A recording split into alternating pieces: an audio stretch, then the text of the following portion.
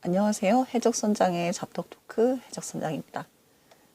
이번에는 지난 시간에 이어서 웹소설 작가로 살아남기 두 번째 본격 영업 타임이 있겠습니다.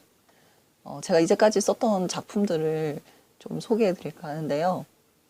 지난 시간에 말씀드렸듯이 제가 소설을 쓰고 나서 처음 시작했던 두 작품은 웹소설이라기보다는 사실 일반 소설을 썼는데 어디 선보일 데가 없어서 웹에다가 연재를 했던 케이스에 해당하는데요. 그래도 어떻게 운이 좋아서 예스24의 이북 브랜드 피커북이라는 브랜드가 있거든요. 거기랑 계약을 해서 이북으로 출간하게 되었습니다.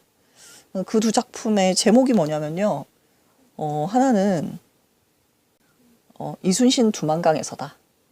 또 하나는 천초 문순득의 수사일지, 이렇게 두 작품입니다. 이순신 두만강에서다는 제 옆지기가 먼저 기획을 했고요.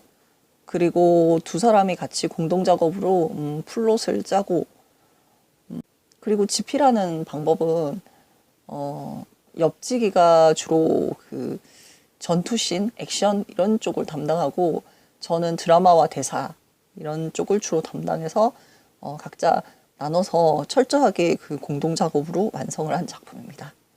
이것은 이순신 장군의 젊은 시절을 한번 좀 조명을 해보고 싶다라는 옆지기의 그런 로망이 담겨 있는 그런 작품인데요.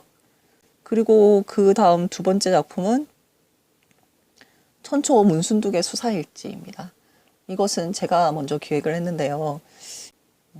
이 작품은 제가 여러 가지 좀 추억이 있는 작품입니다.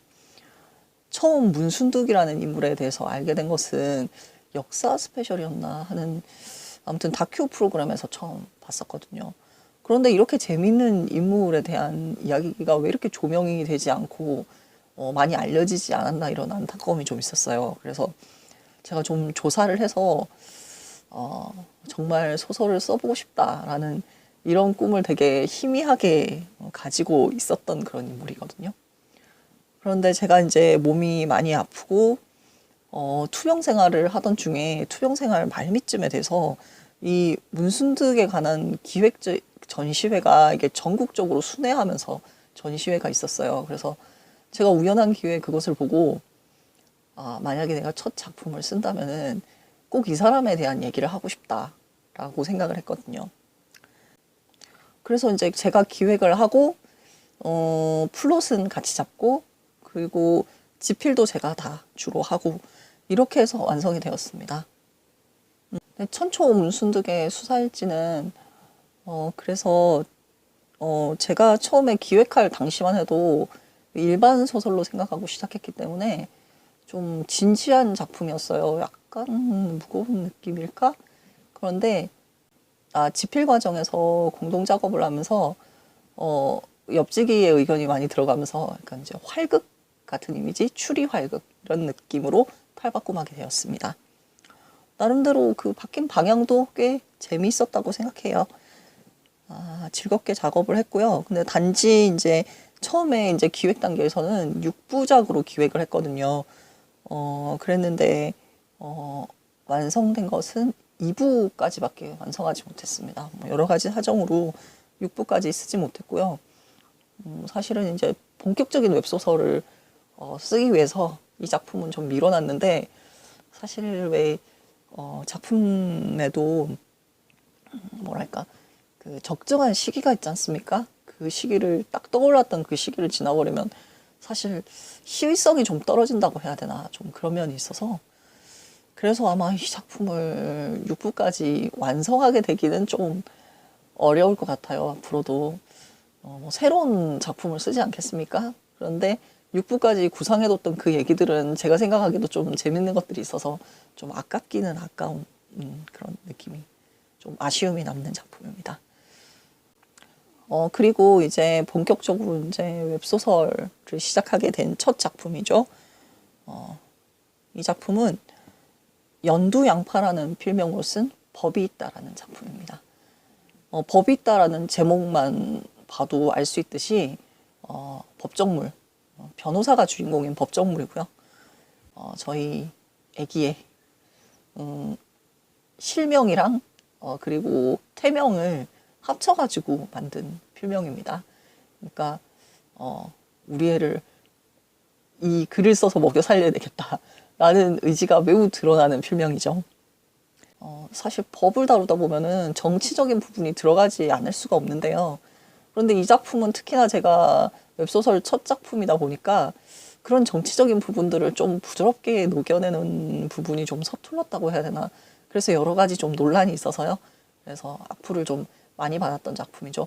그래서 좋아해 주신 분들은 많이 좋아해 주셨지만은 또 이렇게 좀 많은 공격을 당하기도 했고요. 그리고 이제 가장 최근에 완결한 작품이 톱 배우 매니지먼트 12권 완결작. 그리고 이때 1월비라는 필명으로 제가 새로운 필명을 파가지고 연재를 하게 되는데요. 여러분은 절대로 이러시면 안 됩니다. 왜냐면은 하나의 필명에다가 작품을 여러 개 쌓는 것이 무엇보다도 중요하거든요. 왜냐면은 웹소설에는 전작발이 매우 중요하고, 그리고 후속작으로 인한 그 홍보 효과, 이것 또한 매우 중요합니다. 그래서 한 필명으로 계속 쌓는 게 아주 중요하고요. 그래서 필명 여러 개로 분산하시는 거 별로 권하지 않는데요. 근데 저는 왜 그렇게 했느냐. 왜냐면은 전작은 이제 법정물이고, 그리고 내용도 조금 무겁고, 그에 비해서 이제 후속작은 연예계물입니다.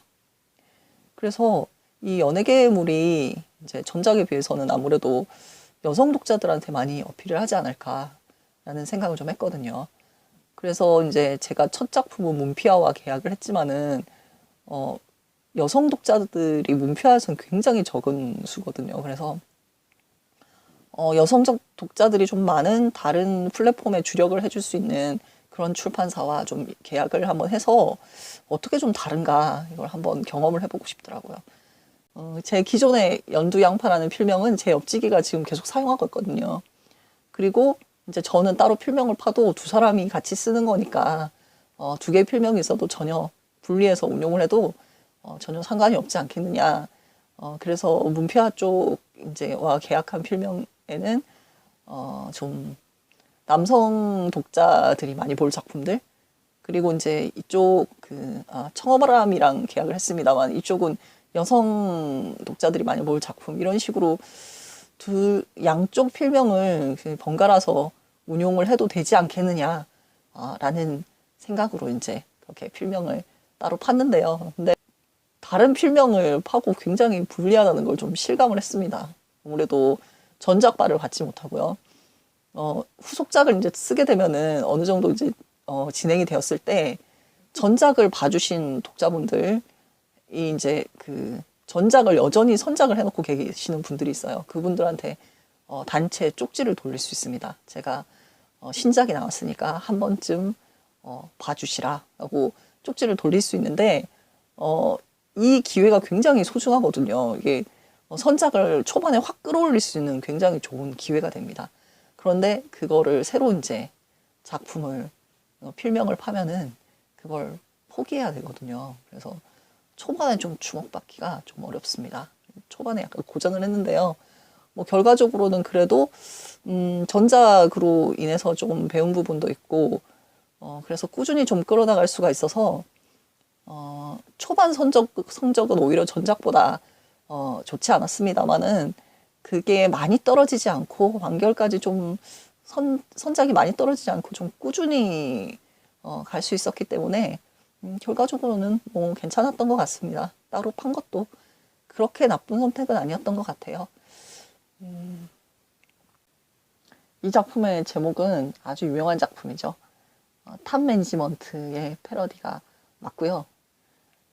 초반에 굉장히 제목을 많이 바꿨어요. 제목을 어떻게 주목도를 좀 높여볼 수 있을까 하고, 그래서 처음 시작 제목은 너는 내 배우였는데요. 제목 너무 구리다는 얘기를 많이 들어가지고 그래서 좀 이리저리 바꾸다가 결국 최종적으로 톱 배우 매니지먼트로 정착하게 되었습니다. 이 톱배우 매니지먼트 관련해서도 참 여러 가지 좀 사연이 있죠. 이 작품도 좀 싫어하시는 분들이 많이 있었어요. 안티분들이. 이렇게 또 좋아하시는 분들은 또 좀 있으신데, 좀 싫어하시는 분들은 되게 싫어하시는데, 그래서 이제 악플도 좀 달리고 그러긴 했는데요. 가장 큰 이유는 제가 이제 이 작품의 후반부쯤에 성소수자인 배우가 한 명 등장을 해요. 그래서 저는 이제 대단히 거기에 대해서 호의적으로 묘사를 했습니다. 제가 예전에 굉장히 좋아했던 배우 중에 장국영이라는 홍콩 배우가 있었거든요. 네. 이분이 이제 성소수자인 걸로 추정이 되고 있죠. 그리고 되게, 안타깝게도 세상을 등지는 바람에 좀 굉장히 그 기억이 좀 아프게 남아 있어서요. 그래서 그 배우를 장국영이라는 배우를 모델로 해서 썼거든요. 그래서 좀 행복한 결말을 좀 만들어 주고 싶다. 이런 생각에 좀 썼었기 때문에 그런 이제 호의적인 감정들을 보시고 좀 특히 남성향 쪽 소설에서 남자 독자분들이 굉장히 거부감을 많이 느끼신 것 같아요. 그래서 제가 뭐 굉장히 절박함으로 인해서 이 글을 웹소설을 시작하게 됐다고 해도 그래도 좀 작가로서 왜 포기하지 못하는 그런 부분들이 좀 있는 것 같아요. 그러다 보니까 전작에서도 좀 그런 정치 성향이나 이런 것 때문에 또 욕을 많이 먹었고 또 다음 작품에서도 또 이 문제로 또 네, 이렇게 욕을 먹게 되는데요. 뭐 어쩔 수 없는 부분이지 않나. 네. 다음 작품은 좀 더 부드럽게 가보도록 노력하겠습니다. 톱배우 매니지먼트는 실제 배우들을 많이 모델로 하긴 했어요. 실제 사건들이나 배우들, 뭐 작품들, 모티브를 얻기는 했는데, 그걸 분명히 밝히는 것은 별로 좋지 않다는 생각이 듭니다. 이거는 독자분들을 위해서도요. 왜냐면 글을 읽으시면서 나름의 그 배우에 대해서 이미지를 구축해 놓으셨을 텐데, 제가 그 모델을 밝혀버리면은, 또 그걸로 인해서 좀, 연상했던 이런 이미지가 깨지지 않을까. 그건 또 독자분들한테 대단히 신뢰라는 생각이 들어서요. 그래서 모델은 공개하지 않기로 제가 이제 결심을 하고 있는데요. 그리고 또 거기 이제 작품에 나오는 한 배우가 단일한 한 배우를 모델로 한 게 아니라 여러 배우들을 조금씩 좀 섞어서 썼다고 해야 되나? 그래서 어떤 한 배우를 또 지명을 해서 이 모델이다 이렇게 말하기가 좀 어려운 부분이 있어요. 그래서 이제 밝히지 않으려고 하고 있는데, 네,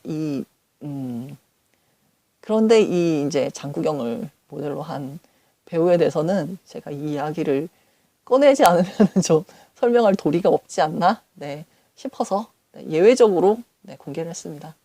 네, 지금까지 제가 이제까지 썼던 작품들의 비하인드 스토리 이런 걸 조금 풀어놔 봤고요. 네, 작품에 대한 정보를 보셨으니 가셔서 좀 찾아서 봐주시면은 그리고 좋은 댓글 이런 거 남겨주시면은 대단히 감사하겠습니다.